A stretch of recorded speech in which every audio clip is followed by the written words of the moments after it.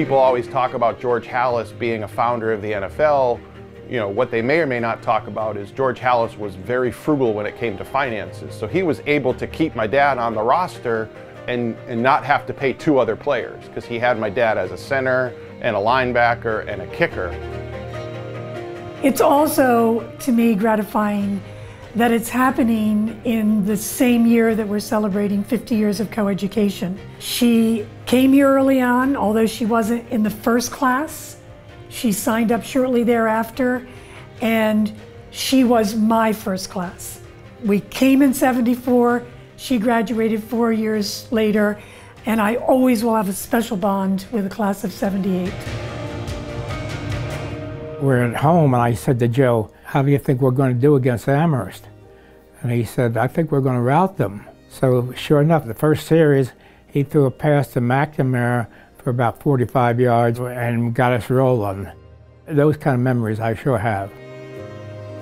We were playing Wesleyan one night, and George was down at Wesleyan, and George stick-handled through the whole Wesleyan team in the zone and came in on the goalie, and for some reason decided not to shoot and score, took the circled back and stick-handled through them again and scored. So this is kind of what made him unique.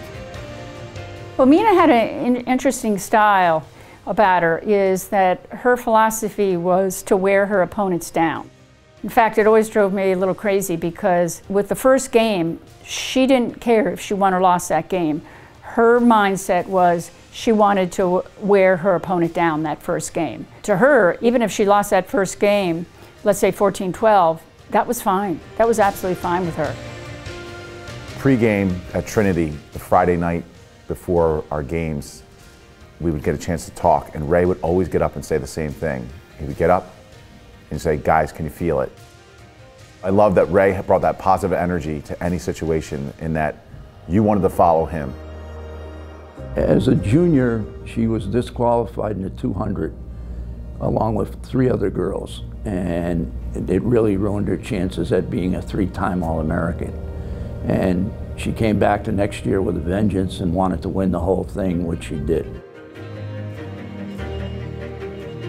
For so many alumni, when Coach Miller comes to the football games and he meets us in the Hanson lot, or he meets us on the track behind the end zone, and we get a chance to talk to Coach Miller, it brings back so many warm memories and so many great memories. It's a big part of going back to the games these days. The time I don't smile when it comes to Ellie is Ellie and her team never had the opportunity to receive an NCAA bid because of the restriction on the NESCAC schools. And I just know in my heart that under Ellie's guidance and with her athletic talents and her leadership as a captain, we would have not only gotten a bid, we would have gone pretty darn far. The competitiveness aspect wasn't just in sports, it was really in everything that he did. I think it was pretty clear, and even to this day, I think, he's just someone that is so driven and pushes people around him that I think that extended itself to the classroom and all around campus as well.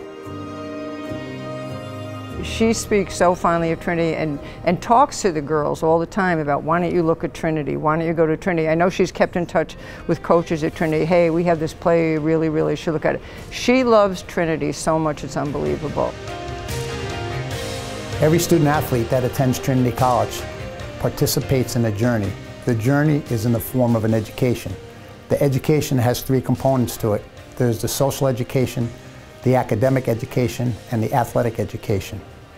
All in, it's a life-changing experience that sets everyone out into the world to do great things. I refer to it as the magic of Trinity College.